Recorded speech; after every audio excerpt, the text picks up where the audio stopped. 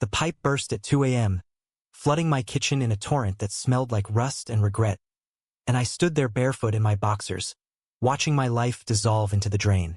God damn it, not now, I muttered. But the universe laughed back with a gurgle that mocked my isolation. Then the doorbell rang, like a gunshot in the silence. And there he was, Leon, toolbox in hand, eyes like storm clouds promising fixes I didn't know I needed.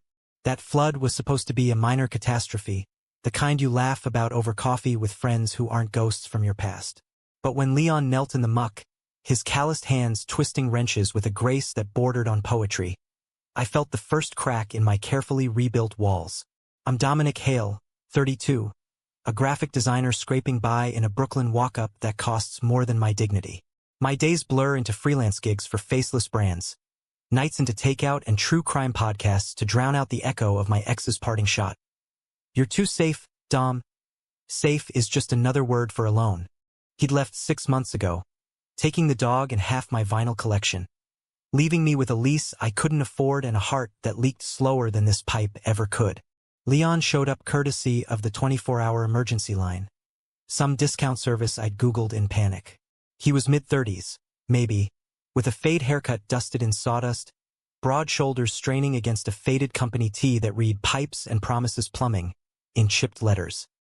His skin was a warm olive, etched with faint lines from sun or stories I couldn't yet read, and when he flashed that half-smile, crooked like he'd earned it through gritted teeth, I forgot about the water lapping at my ankles. "Rough night, huh?" he said, voice low and gravelly, like he'd smoked one too many Marlboros under neon signs. He didn't wait for an invitation, just rolled up his sleeves, revealing a tattoo of a compass rose on his forearm, needlework faded but fierce, pointing nowhere in particular. I hovered like an idiot, offering paper towels he waved off. "This ain't my first rodeo with a midnight meltdown," he chuckled, prying at the corroded joint under the sink. The floodlight from his headlamp cast him in stark relief, shadows dancing across his jaw as he worked. We talked in fits, me rambling about the building's ancient plumbing, him dropping one-liners about pipes with attitudes. By the time the water slowed to a drip, the clock read 3:45, and my kitchen smelled like wet dog and possibility. He packed up, wiped his hands on his jeans, and paused at the door. "You got coffee? Or is that flooded too?" It was the caffeine talking, or maybe the adrenaline crash, but I brewed 2 mugs strong enough to strip paint. We sat at my scarred oak table, steam curling between us like unspoken confessions. Leon's real name was Leon Vasquez, he'd said. Immigrant parents from Puerto Rico who'd hustled in the Bronx before he was born. Dad fixed cars, Mom sewed dresses. Me? I fix what breaks when life's too busy to notice. His laugh was self-deprecating, but his eyes held something sharper, like he'd fixed more than faucets. I told him about my ex, the safe life that wasn't how design paid the bills but starved the soul. He listened, really listened, nodding like he knew the weight of words left unsaid. By dawn, the sun slanted through my blinds like a hesitant apology, and Leon stood to leave.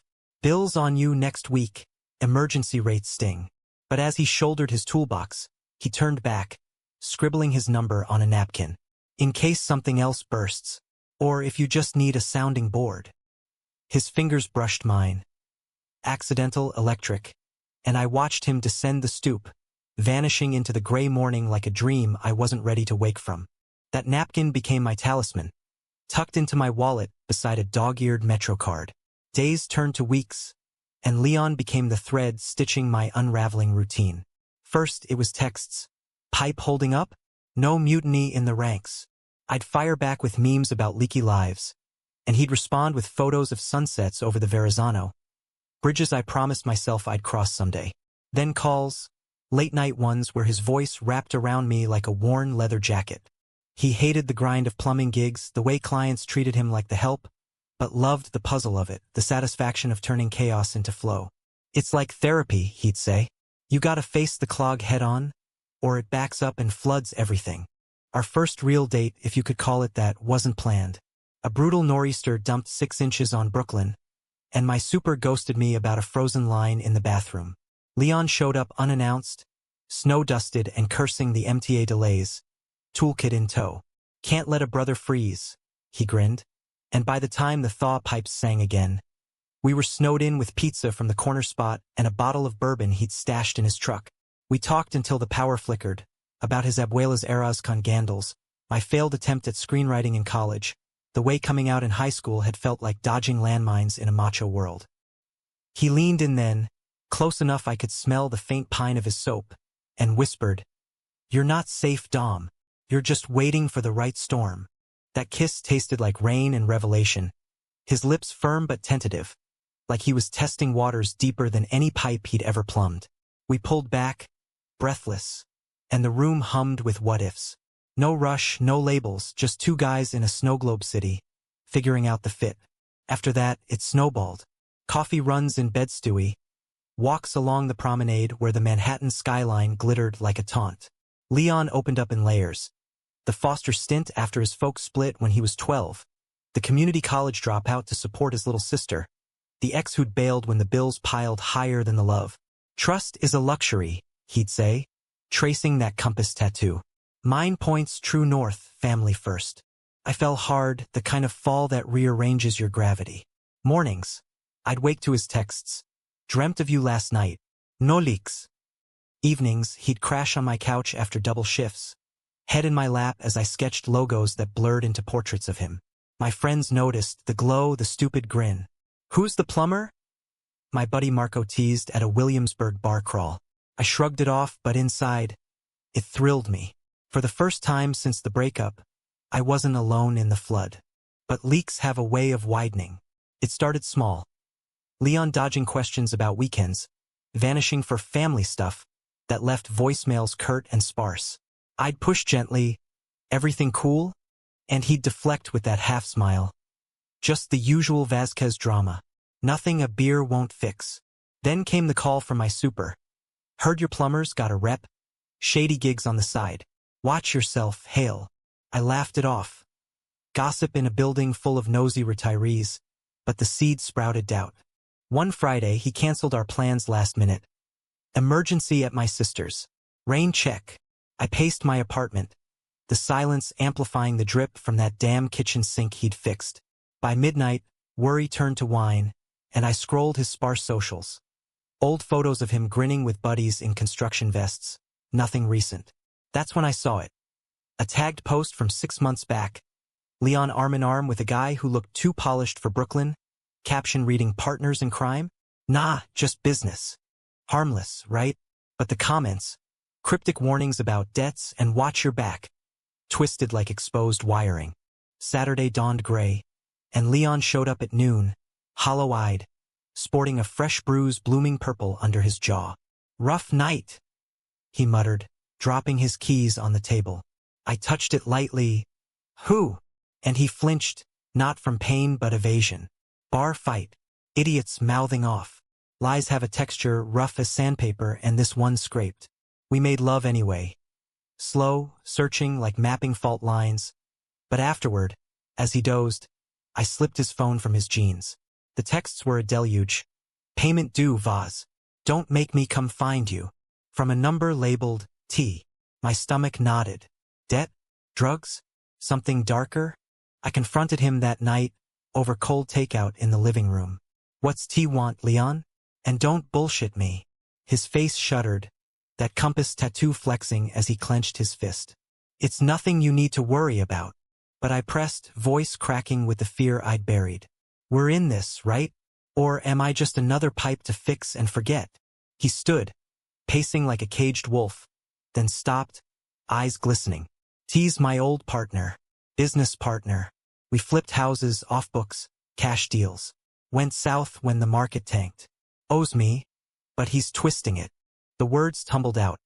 Shady loans, a botched Reno that left him holding the bag, threats veiled as friendly reminders. "I didn't want this touching you, Dom. You're the one good thing I've got." Relief warred with rage. I pulled him close, but the trust was dented. A slow seep. We patched it with promises. "We'll figure it out. Together." He nodded, but his eyes drifted to the window, where the city lights mocked our fragility. Weeks blurred into a fragile normalcy. Leon picked up extra shifts. I freelanced like a man possessed, funneling cash toward his debt. We dreamed aloud. A cabin upstate, away from the grind, where pipes stayed fixed and hearts didn't leak. But T loomed like a shadow, calls spiking, Leon's temper fraying.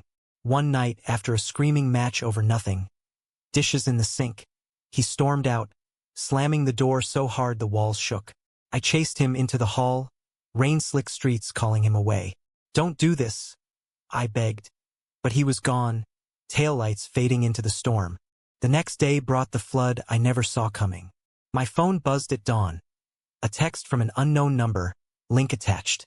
I clicked, heart hammering, and there it was, a grainy video timestamped last night. Leon, in a dimly lit warehouse on the edge of Bushwick, handing over a duffel to a wiry guy with T's sneer. Whispers of "this squares us" and "no more games." But then, God, the twist. Leon palming a smaller envelope back, the kind that screams payoff, not closure. My world tilted. Betrayal, cold and coppery, filled my mouth. I drove to his sister's place in the Bronx, tires hydroplaning through puddles that mirrored my rage. She met me at the door, eyes red-rimmed. "He crashed here last night," said he was done running. Leon emerged from the shadowed living room, looking like death warmed over, shirt untucked, that bruise now a full eclipse. "Dom, wait." But I shoved the phone at him, video playing on loop. "What the hell is this? You played me? Used me as cover while you settled scores?" His face crumpled. Not denial, but devastation. "It's not what it looks like." We argued in the cramped kitchen, voices echoing off Formica counters, his sister hovering like a referee. The truth spilled then, jagged as broken glass. T wasn't just a partner. He was an ex, the kind who dragged Leon into the gray zones of real estate flips laced with kickbacks from shady developers. The debt? Fabricated, a ploy to keep Leon tethered, paying protection on deals gone rotten. Last night wasn't closure. It was a buyout, Leon scraping every dime to sever the tie, including the cash I'd unknowingly helped funnel. "That envelope? It was for you. A nest egg, Dom. To start fresh, away from this mess. I couldn't tell you. Thought it'd taint us." Lies layered on half-truths, and I recoiled, the compass tattoo now a mocking arrow pointing to deceit. "You questioned everything about me from day one," I hurled, voice breaking. "But you? I built a life on your fixes." He reached for me, rain from the open window mingling with tears on his cheeks. "I fixed the pipe, yeah, but you fixed me. Give me a chance to prove it." I left him there, engine roaring into the downpour, Brooklyn blurring into a watercolor of what-ifs. Days stretched into a numb haze, work a fog, friends pity a wait. Marco dragged me to a dive bar, shoving whiskey my way. "Plumbers come and go, man. Find one who doesn't flood the basement." But Leon haunted me, his texts a drip-drip of apologies. "I'm clean. T's gone. Meet me?" I deleted them, but saved the napkin, faded now, a relic of trust. The climax crashed on a humid August night, thunder rumbling like unresolved thunder. I'd holed up in my apartment, sketching feverishly, portraits of Leon twisted into abstractions of betrayal. A knock shattered the silence. Not the super, but Leon, drenched, toolbox abandoned at his feet. "One last fix," he said, voice raw. I let him in, against every screaming instinct, and we stood in the kitchen where it began, water stains faint ghosts on the floor. He laid it bare, the full ledger of his life, foster scars, the sister he'd raised alone, the exes who'd chipped away until T's grip nearly crushed him. "I betrayed you by hiding, not by the act. But every secret was to protect this, to protect us." He pulled a folder from his jacket. Legal docs, T's signature severing all ties, a down payment on that upstate cabin in both our names. No more leaks. I swear it on everything. Tears came then, mine hot and furious, his silent streams carving paths down stubble. We collapsed against the counter, bodies colliding in a tangle of forgiveness and fracture. "I questioned everything," I whispered. "But maybe that's the point. We break to rebuild." His arms encircled me, compass pressing against my chest like a vow. The storm outside raged, but inside, the flow steadied. A tentative current, human and hopeful. In the aftermath, we didn't rush the mend. Therapy sessions in a cramped midtown office, where Leon unpacked his shadows and I mine. We sold my walk-up, pooled for that cabin. Nothing fancy, just pine walls and a creek that sang without ceasing. Weekends there became ritual. Him teaching me to solder pipes, me sketching his profile against autumn leaves. The betrayal lingered, a faint scar, but scars tell stories, of survival, of choosing light over leak. Leon proposed on a crisp November eve, not with rings but wrenches, 2 silver bands etched with compass points, interlocking like our lives. Fixed for good, he murmured, and I said yes, the word a seal on our human pact. We're not perfect. Doubts drip in quiet moments, but we face them head-on, tools in hand. In America's grind, where hearts burst like old pipes, we chose the repair, the romantic, ragged work of loving through the flood.